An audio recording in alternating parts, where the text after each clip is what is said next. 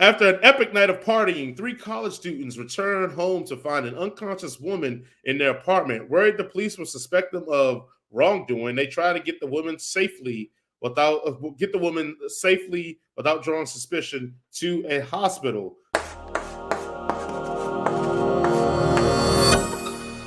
That is the summary of the Amazon Prime movie Emergency. This movie had actually made a lot of noise around the Sundance Circle and some of the circles, and Amazon Prime picked up, and that's how we were allowed to see it. So, Jason, we're going to do it like we do it every single time. What is your one sentence review of Emergency on Amazon Prime? Man, they should have just dumped that white girl in the yard and called it a day. Well, Walked right back in, locked the door. Didn't see her. I don't know who she is. I didn't see her. well, my one sentence review is the emergency is why this white chick keep puking on all the black people's floors. That's my one sentence review.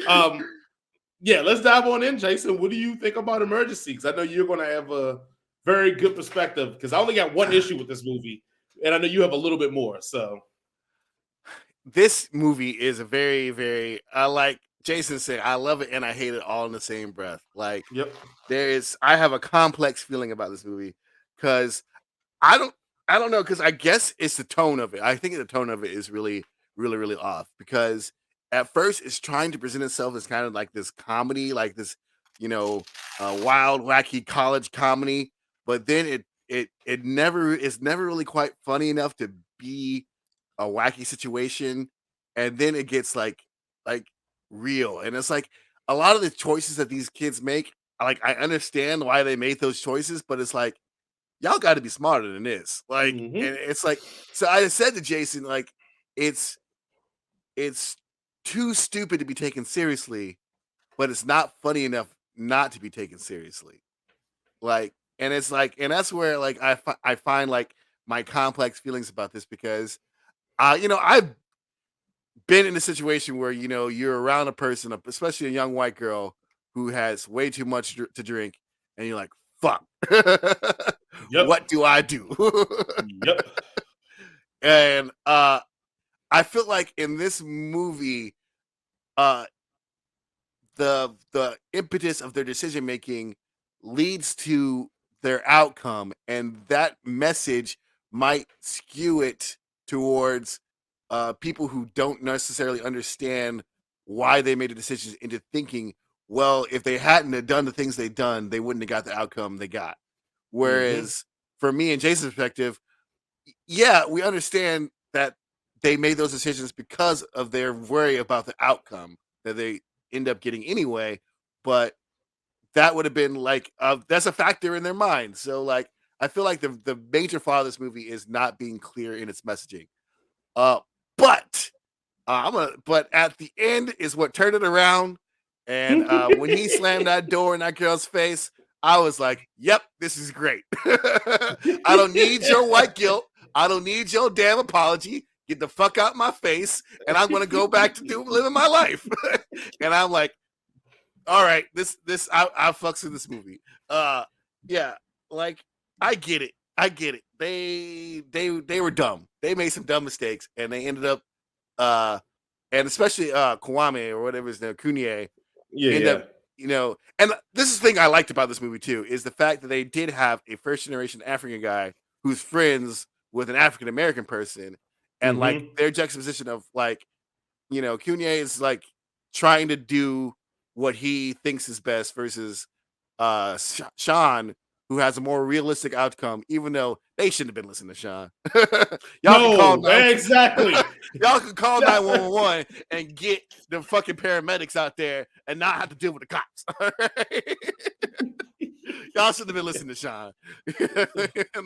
But I get why Sean was like that, because Sean was like, "We gonna get killed." Also, Sean was fucking high. Yeah, like, Sean was he was high and drunk. Right. And like, Carlos, you useless piece of shit. Get the fuck out of here. Like, why are we even hanging out with you? You useless. But I definitely like the end. I definitely like the fact that they showed that they really did care for each other, and they pretty much acted out of not only fear but care for one another, and hoping that the worst thing wouldn't happen to, not to themselves, but to their friends. And that's what I really liked about this movie. But yeah, y'all should just saw that white girl, picked her up, dumped her on your grass, and just locked the door. I hope someone else deal with that shit. It's like, Look, not my problem. Because she passed out. She can't tell you when she was in your house. So boop. right.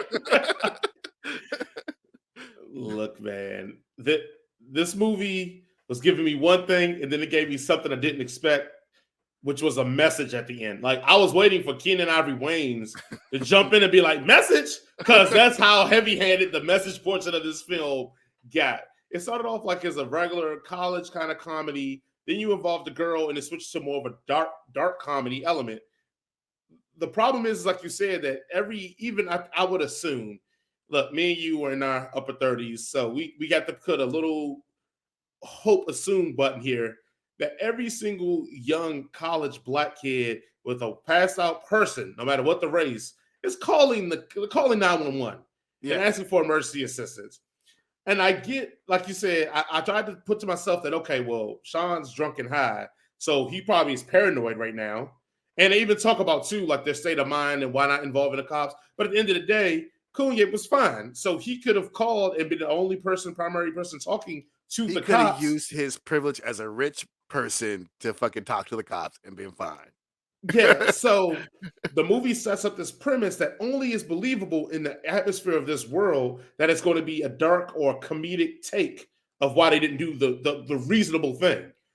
The problem is that if you don't keep it in the comedy realm for them doing unreasonable things, that's where the comedy's coming from. You can't all of a sudden switch and then get real on me, because now the whole thing falls apart, because now I'm stuck thinking, and it's a part in there where the cop says, next time leave that to the professionals. And I'm like, I hate to side with Whitey and say, yeah, he's right. They should have left that to the professionals. And I know that should get us canceled on our own show because we're a pro-black show and just said, I agree with the cops. But I agree with the cops. Like, if you when you call 911, everybody, they ask you, is it a medical emergency, fire, or police? You say medical. Just send an ambulance, please. And hang up. Exactly. So you set this premise for us to be like, oh, well, we know we've thrown out the logical situation where they decided not to call the police. So let's see what comedy ensues. And there's some good parts that are funny, but also hint to like serious issues where they play it comedically, like Kune like being in the bathroom when he's around like real quote unquote real black folks at Sean's brother's house, and then how all of them would run up out of the room, out of the house when she like. It's funny parts in it. I was like, this is great because this is what plays like, into nope. But yeah, and then you even get like, so we get the parts in there about. I mean, the movie hits on a lot of things and is not heavy-handed in the outside things they hit on. They get really heavy-handed on the black police discrimination, blah blah blah portion of it, and I'm here for it. But like you said, the tone flips so quickly, and the premise of the movie doesn't set up for the tone to be like that. Because again, all I can think about once the tone switched is that if they just would have called the freaking police, this wouldn't have never been the issue. Or not even called the police, like you said, called the ambulance. This would have never been an issue. So us getting serious now is bothersome. But I will say this, and them getting serious, it does display the acting talents of the main cast, especially the two black characters. That whole thing about like, I was concerned about my brother being killed. Like, I admit, like I had I had some mist in my eyes, because it was just to see that kind of black heterosexual love that wasn't no overlining girl. It was just like, I love my brothers. Even when he left, he goes, I'm not leaving because I'm a coward. I'm leaving. Like it all hit me to be like, like this is what real true black friendship is like. That sometimes we care about each other so much that we make bad decisions because we fear the worst for each other more than ourselves. And that's just how it always is. I mean, and I thought they displayed that perfectly, that love, that admiration, that respect. And like you said, I love the part when he was like, yeah, when I found out you're going getting into Princeton, I was happy as hell for you. I was like, thank you. Because the scene earlier when he tried to play tough about it, I was like, damn, that's fucked up. Your boy going to Princeton and you acting like that. But it was like, nah, he was just doing that to get at him because he was in the moment. So I love the fact that he was excited. Right. And even he said it, he was like, man, he's like, you gonna move on, forget about. And he was like, nah, we'll still be boys. But like, I love that because it was that kinship. I thought, again, it's a lot of great things in this movie. The only issue I had was just the tone and how it flipped so abruptly. I think it wasn't good for this movie. I do, like you said, they play with the second generation, Black American here. Like you said, it sounded like his family was immigrants that were here, became legal, and he's doing well. Kunai, but it plays it versus the homegrown generational, probably from slave trade Black, and it is a distinction between us two people, and I think they did a good job of showing those distinctions. When he's like, "Yeah, I'm sorry, my parents were like this, and I'm sorry that I had this, and I didn't have to go through this, blah blah blah." But you know what? I thought it was a great message that even in the eyes, because me and you understand it, in the eyes of the law, he's still a ninja. Yeah, it don't matter that his family, he ain't a poor born Black ninja. He's still a ninja to the police, and so even with all the differences of upbringing, they still get the same treatment no matter. Quote unquote, he's the respectable Black guy, and he still got the same treatment. So I thought that was a good thing right there. Even while he's trying to save this girl's life.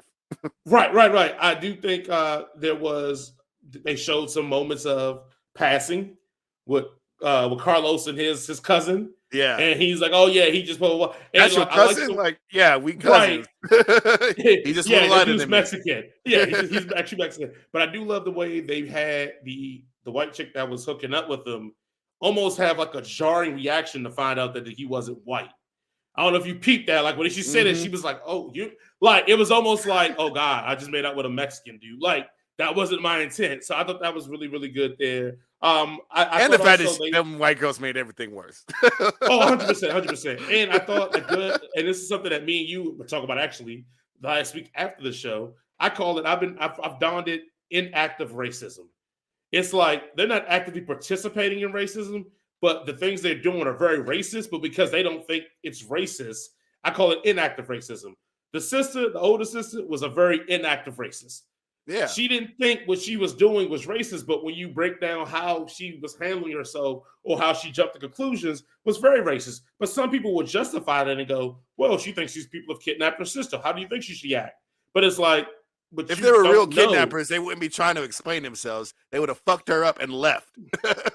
Or they would have fucked her up, tossed her passed out body in the jar and left too. Like, they would have been like, no, you don't understand. Like, no, they would have punched her in the fucking face, killed the dude, broke all those chicks, throw them in the back of the van, and they all would left, and they all would end up in a fucking, shipping container off to fucking Eastern Europe somewhere if they were real kidnappers. Like I said, so I love the inactive racism thought process. Again, I'm like you. See later on your white guilt shit. Like, peace out on that. But also, I thought it was a good dynamic on the Kunai thing when he goes to the brother's house. And from what we assume, Sean, Carlos, and Kunai, they're all kind of geeky because Carlos was in there playing a single-player video game, and Kunai knew exactly what it was, and blah, blah, blah. I love the dichotomy of, like, even in that atmosphere where Kunai's there with other Black people that we could assume are geeky because they were playing video games, he still didn't feel like it was a kinship there, even though they probably had some of the similar interests. But he felt like a fish out of water because, let's be completely honest, he isn't living in the culture that we've made in quote unquote in Blackness.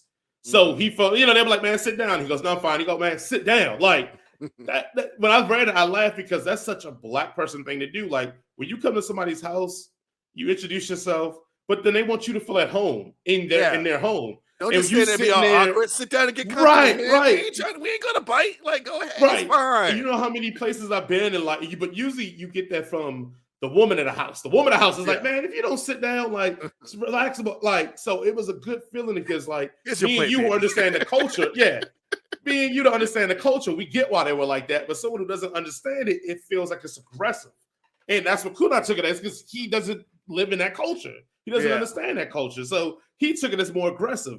He took the shit talking as like more aggressive. Well, we just know that's just a passing of the day. So I did like that. Like that was it was a lot of undercover currents there.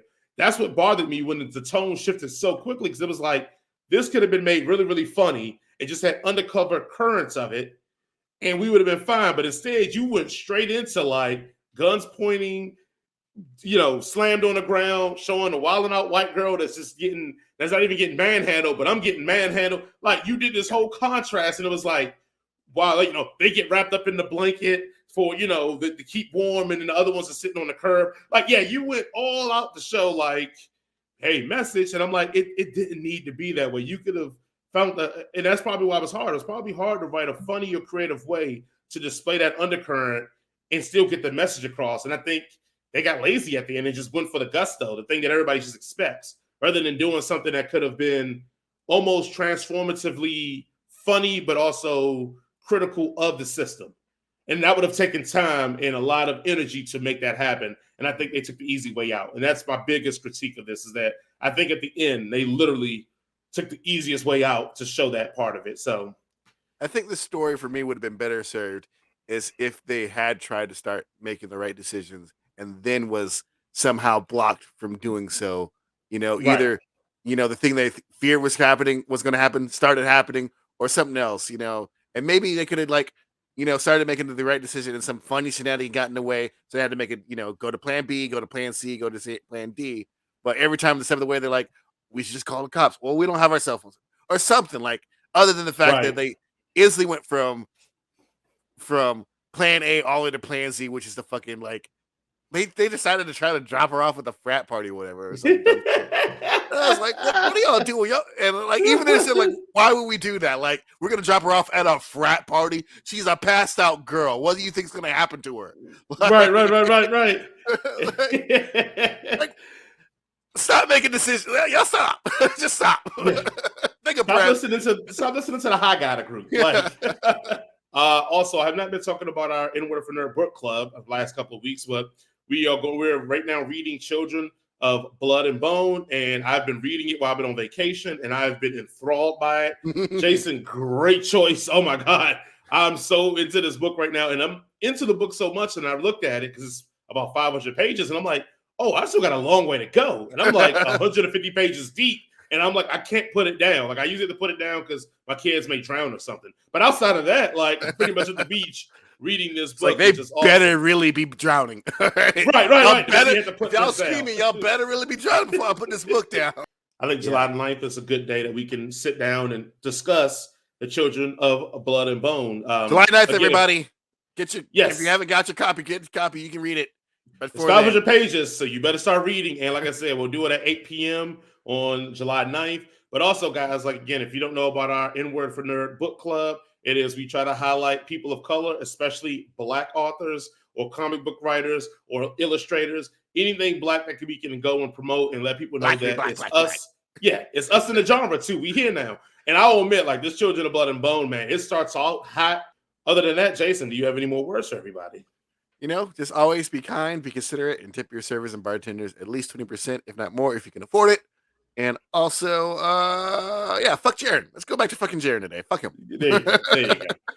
Thank you guys for listening and watching. We look forward to seeing you all next time and next week. Peace.